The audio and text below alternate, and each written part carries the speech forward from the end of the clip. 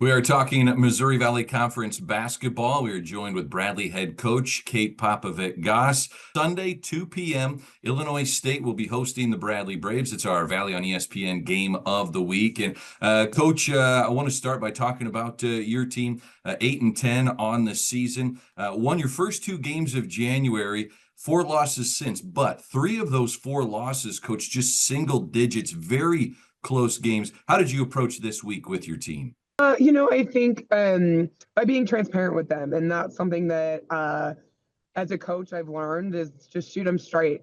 And especially with this team, because this is a roster of kids that we've recruited, we've built with, and we have a lot of trust with. And I think that you have to hit them where they're at. And I think the one thing that I reiterated with them was, as a coach, we lose a lot of sleep.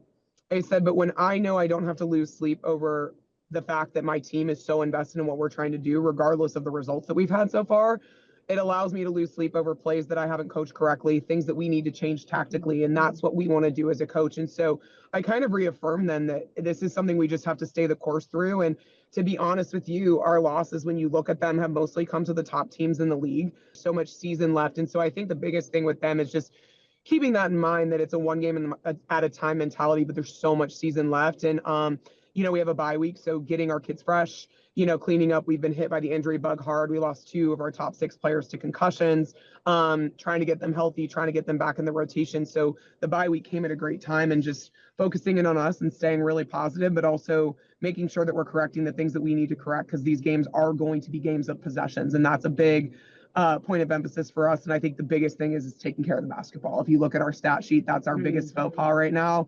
We defend really well.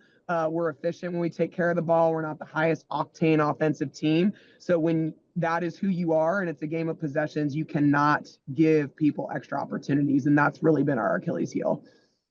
Mm-hmm. Coach, let's talk Soleil Barnes. She obviously brings a tremendous amount of college basketball experience in addition to her exceptional skill set. You had shared recently that she came to you and said, I want to be a leader in your locker room. Will you share just a little bit more about her leadership style and really what she means to the team from that leadership standpoint? Absolutely. I think that she came in and she said she wanted to be a leader and she wanted to take on this big role and she wanted to do all these things. And I think a lot of kids want it, but they don't deliver it. And I think what Soleil has continued to do is grow and evolve in that role. I think even if you look at her numbers from the first game of the year to now, her floor game is so much more efficient. She was turning the ball over at a high clip early. I think she was trying to press and do a little bit too much, and she's really started to take care of that with her passing and her playmaking ability as well. She's getting to the rim more. She's not just settling for shots. But I think her leadership ability is she's got a great pulse on the team, and what she wants to do is handle problems within the team and handle great things within the team structure. And one of the things that we talked about with her, Ruba Habu-Ashesh and Claire McDougall, who are our captains, is number one, positive conflict leads to healthy resolution. So conflict isn't bad. Conflict is good as long as it leads to a positive resolution, right? So we talked a lot about that. And we said, we're also here to help you navigate what handling that looks like. And I think that she does a really good job of coming to us and asking for insight about how she and the other captains can resolve things amongst each other, and continue to support and just encourage each other. And so they do a lot of all of that together. And I think the communication with them is they're learning how to have those conversations and how to continue to move forward. And also, I think the one thing that Soleil has always brought is joy. She always brings a lighthearted, competitive energy to what she's doing. And I think that that's rubbed up on our team, but specifically our younger players like Ellie McDermott, who's playing a ton of minutes as a freshman, who will look at you and act like she has no clue what's going on, even though she does. And Soleil gives her confidence and Soleil gives her positive energy. And you can see that translate amongst our team. So I've just been really pleased with that.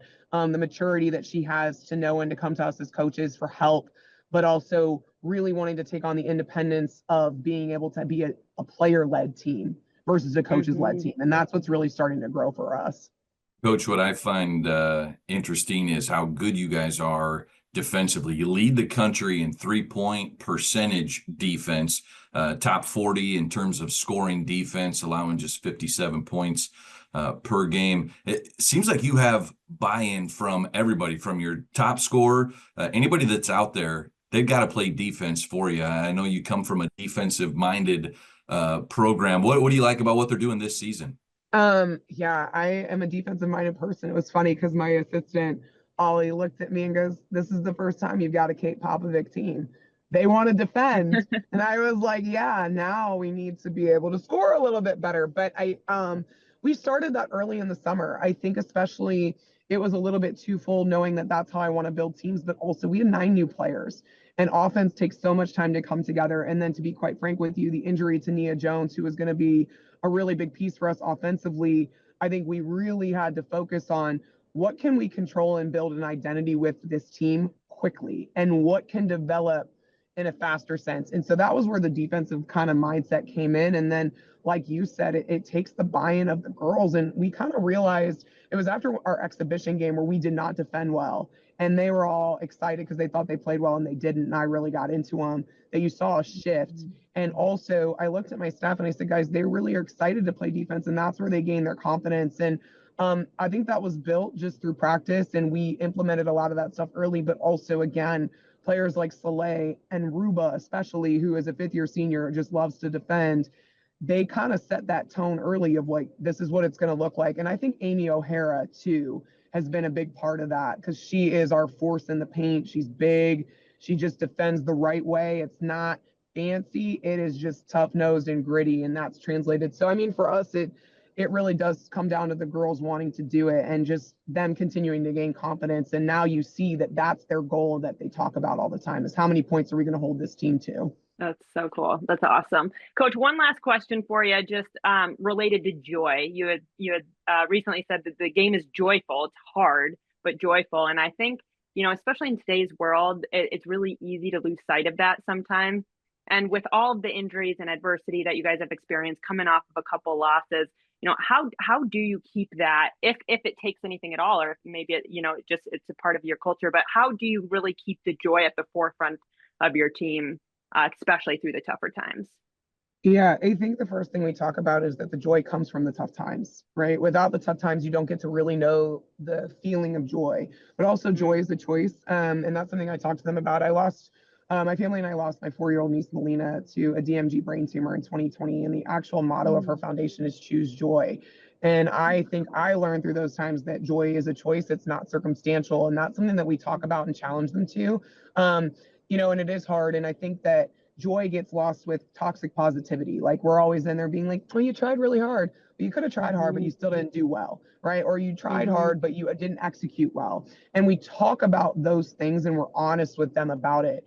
But then I think that the biggest thing we try and do is when they do something well or right, it's the biggest celebration. And I think they also find joy within the relationships with each other, which is hard to cultivate. I think as coaches, you can cultivate it and you can work on it. You get a little bit lucky, but you got to get the right kids. And again, I think our leadership has just done such a good job. And I think for us, navigating as coaches when they need challenged, when they need uplifted, and kind of finding that balance. But they just, I give so much credit to our players and honestly our coaching staff, because I think we just have tremendous balance. If I'm frustrated and I'm tired and I'm mad and I'm gritty, I've got 2 assistant coaches that are uplifting me, and our kids see that, and that matters. And I just think the example that's been set this year from the top down for our kids, and also what they bring us, we tell them, and I tell them too. I said, guys, it's really, I enjoy coaching you guys. For as mad as I might get or as hard as I am, there is a lot of love and joy there. And I think that they